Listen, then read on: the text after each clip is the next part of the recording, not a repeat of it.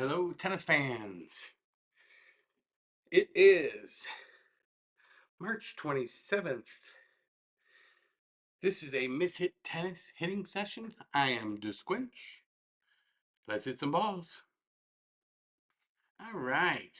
Um, we are at the tail end of the second week of Miami. Coming down, we've got some stuff in quarterfinals, some stuff in semifinals based on the schedule. We had rain 2 nights ago, push everything back, and then all the matches took a long time yesterday, push things back. So we'll look at the schedule here in a second. But yeah, we're getting towards the end of Miami, and then of course we will move into the clay court season. So what is the big news of yesterday? I would say Eala for sure, a wild card, taking out Iga Swiatek. That's a big deal. Let's do this one by one though here. So let's start with women here. Okay, so these were the quarterfinals. The second of two quarterfinals, or the second pair of four quarterfinals, right? So Pegula beat Raducanu and Eala beat Swiatek. That's what I was just referencing. Eala is like a 17-year-old Filipina um, player, part of Rafael Nadal's like famed Majorca um, training complex. Apparently, she's been there since she was like 13. Coleman Wong, another player with good success on the men's side, famously came through the same academy, and I think also Filipino. I gotta figure out if I'm supposed to go with an A or an O there based on gender. I don't know the rules. But anyways, but more importantly, on our roster is Jessica Pegula, who is ranked, was seated fourth here. Um, she is, let's get into her story for a second because she's who we got left to talk about. She's the only American left. Um, and we need to know what she's all about, right? So really, since the beginning of last year, she's kind of been hovering in this 5.34 range. She did kind of fall out a little bit towards the end, up to 7, but that felt like a fake rating. The same way 3 feels like a fake rating. She's a 4.5. She's a 4.5 compared to the other players out there. And she's steady Eddie. So she hits the ball deep. All of our American WTA players seem to be great at hitting the ball deep. She counterpunch. She can beat you last different ways. She has all the shots in her bag. She can pounce on short ones and get up to net and play angles. She can return serve well. She's just a very, very well-rounded player in great shape. So there's not any issues there. So basically, yeah. So she's our steady Eddie, and you know what? Let's go and take a look at her Wikipedia page. We haven't done that in a long time because I want to see just how often she's made. This is the little chart I like over here. This one right here. So these are the big fours, right? How far has she gone in these, right? So this is back when she first turned pro. Qualifier, qualifier, qualifier, qualifier. Like she's not making it. A must mean amateur or absent, perhaps. Okay, 2019 is when she started playing good. So Australian Open, she's made 3 quarterfinals in a row and then hasn't done much. Well, third round ain't horrible. So then she had, so you can see her run is right in here is where she got, and now she's just maintaining. So the French Open, 1 quarterfinal, couple third rounds. She must have had an injury there. That would have lost her points too. That explains why she went up to 7. She probably couldn't protect these points, right? Um, Steady in Wimbledon, going a couple rounds and then still a quarterfinal. So she gets to quarterfinals and she does well in all of her tournaments, it seems like. But she doesn't have but she's got this finals loss in the US Open to Sabalenka. 7-5, 7-5.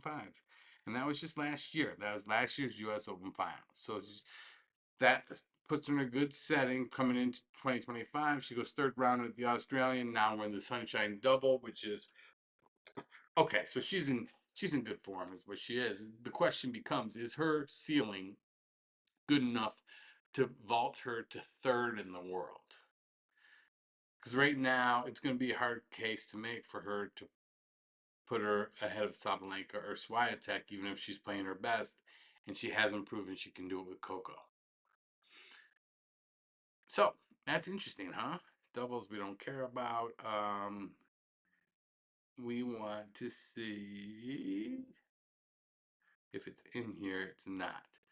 Uh, yeah, how she just does on 1000s, but that's going a little bit deeper than we need to go. Okay, so that's Pegula. What was great about yesterday's win? Now Raducanu played good. She's a well-rounded, and she won like the U.S. Open like 3 years ago or some shit. I can't believe it. A Brit winning the U.S. Open on our soil. Um, so, anyways, but yeah, she's I've talked about a million times. Everybody thinks she's so great, and she is pretty darn good, especially when she plays like she did yesterday. So she gave it her all. She gave Pegula everything she had, and Pegula handled it. Not a problem. But she's like ranked 40th. She's coming up. We can take a quick look at where she is now in the live rankings. So after a strong beginning of the season, she's pushed herself up to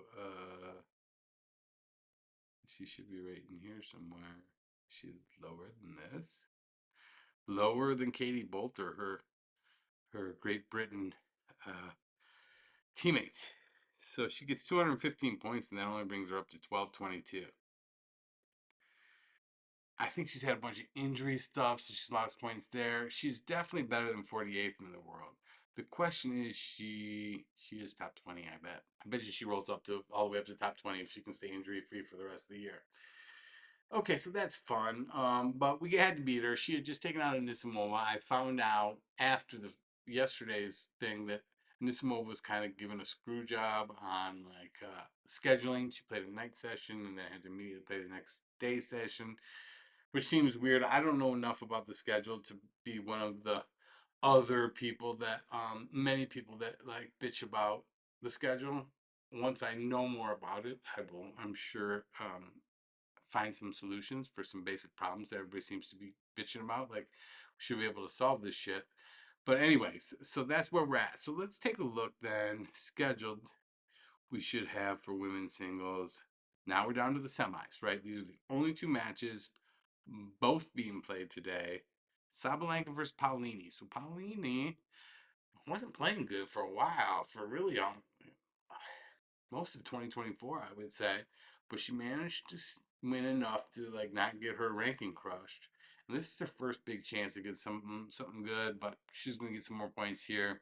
It's good to see her sticking around. She's a good personality to be around, and she's a good test because she has such a unique playing style. She's a good test for some of these people trying to go from 12 in the world to 4 in the world. You got to get past her. And there's a couple people trying to do that right now. And then Pegula ends up drawing the wild card. I mean, personally, I don't. Would you rather play the number one player in the world or a wild card in the semifinal of a WTA 1000? Good question. Because here's the deal: this wild card has just won more matches in a row than they've ever won, and they've just beaten better players than they've ever beaten. They are at peak confidence. And Eala literally started this tournament ranked 150th. Her live ranking, let's go look at her. I have to search if she's going to be so low. Here she is, 75, new career high. That's what this little NCH means. Um,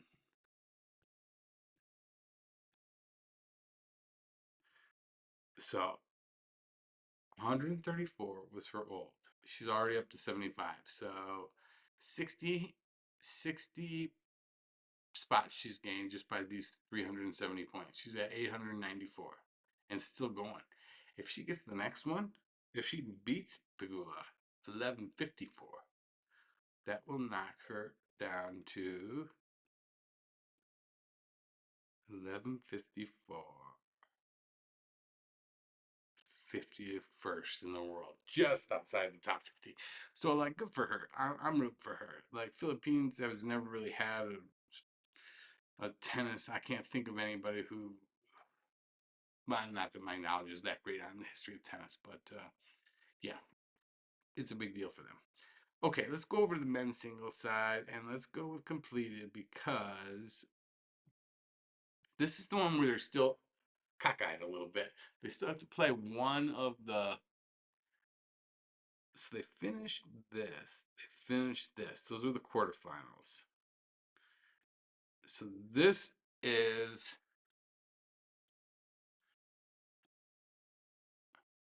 quarterfinal, quarterfinal, quarterfinal.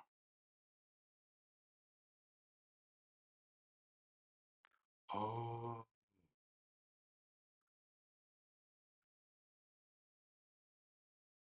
I'm sorry. I have to go to ESPN for this. It's not forthcoming there the way I want. Okay, so basically, this is the quarterfinal that got pushed. So they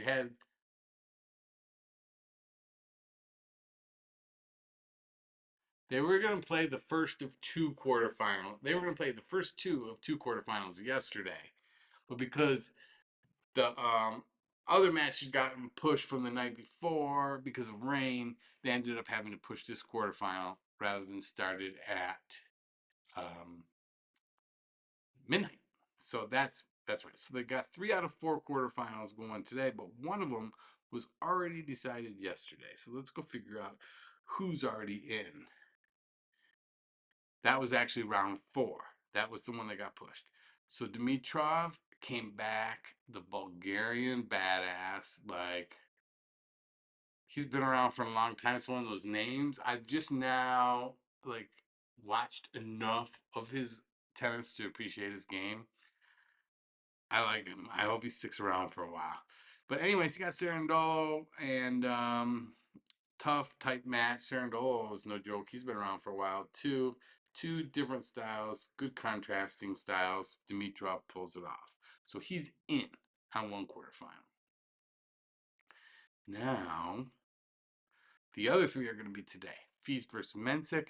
Don't overlook Mensik just because he doesn't have a little number next to his name. This is a very good up and coming player. Korda Djokovic, that's the one I want to see. Can Korda hang with Joker? Oh man, I can't wait for that match. A 5 o'clocker, Taylor Fritz versus Berrettini. That's not good for me because today is also opening day for my Detroit Tigers. But we will find a way to watch both. And then on the women's side, we got a 6:30. Holy shit, they're all at night. Nope, I get my favorite one earlier. Okay, so we got Pegula over there. So that's what's going on the men's side. Is 3 of the 4 quarterfinals, and then I think they will immediately schedule their semifinals for tomorrow. Yes, you can see that they're scheduled for 328, both semis, whereas the women might have the day off because they should be done with both of their semis today. Day off, and then final Saturday, men play their semis, day off, final Sunday. That's how I would guess it's going to go. Yeah, women's singles Saturday, they've got it earmarked, and men's on Sunday. All right, cool, cool, cool, cool, cool. So that's basically what's going on with that. We talked about Pegula.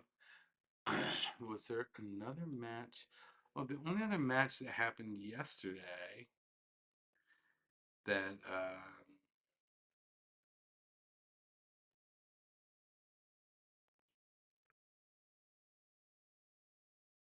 yeah, no, we didn't because Korda got pushed back. So didn't Fritz win yesterday? Oh, somebody won yesterday. This all happened on Tuesday, huh? Fritz, Nakashima loses. Korda wins. Wednesday should be.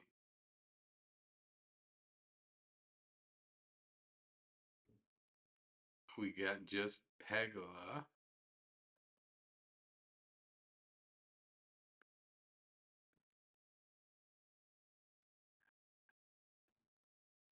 Thursday, Fritz and Korda. Okay, so that's what we got.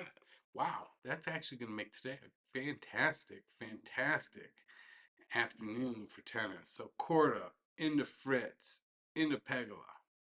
I like it.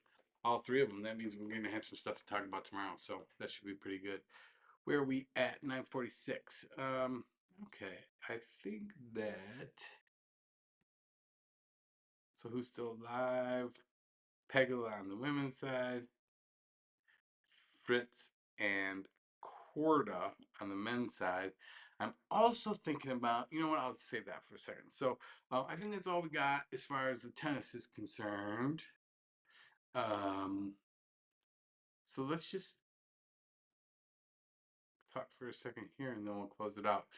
So one of the things I'm thinking about doing is actually reducing the roster again from top 25 to top 20, which would effectively knock Korda out. Just Korda. It would only knock one player out. But the reason why is because I can still talk about the ones just outside of there. Honorable mentions, maybe we call them. But I have to watch all these matches. So there's a couple problems here. One, to take my capabilities to the next level, I have to know more information about my topic. So what's the best way to do that? If it's a current events like tennis news, tennis opinion um, podcast, YouTube channel, I need to watch the latest tennis matches. So, and that it's hard to do when you've got fucking 6 people on the women's side and 5, and that's after I cut it down from top 40. I got rid of like 3 or 4 extras, right? I got rid of 3 on the men's side and 4 on the women's side who were currently in the top 40. So if I go down to top 20, it will be less players that I have to watch. And there's also scheduling conflicts. These people play at the same time. It's not like I can watch every single one. So that helps me because, yeah, there's only so much time in a day. And as much as I love watching tennis, it's something I got to think about.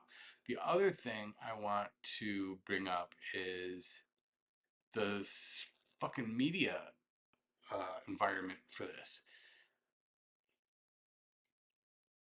You got to have on demand. And the only way to get on demand, like, you can find pretty much anything, right? We've all got a boat somewhere that we can sail if we want to. You can find whatever you want, but what about when I have a meeting or I can't watch it because there's a conflict? You got to be able to watch it on demand. So I have to figure that out, to be honest with you. Because the options here in America are buy Tennis Channel Plus or Tennis TV Plus. And both of them, based on all the comments I've read online, suck ass. They're poorly built apps, and you don't get what you want. You still have stuff that you don't get in that app because, some other, ESPN is the contract for the final or whatever it is. There's just a lot of bullshit about it. And how do you not get both? One of them basically services the WTA and the other one services the ATP. So it's like,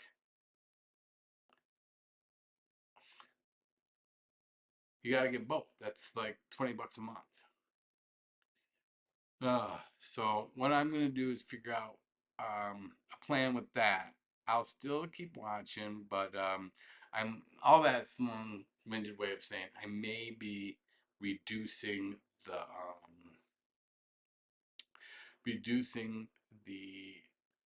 roster even more to top 20 only instead of top 25. So, yeah, just thought I'd put that out there. So, I guess that's about it. We will go ahead and close out there. Thank you for joining. I'm Disquinch. This has been a Miss Hit Tennis hitting session. Let's pick up these balls and get out of here.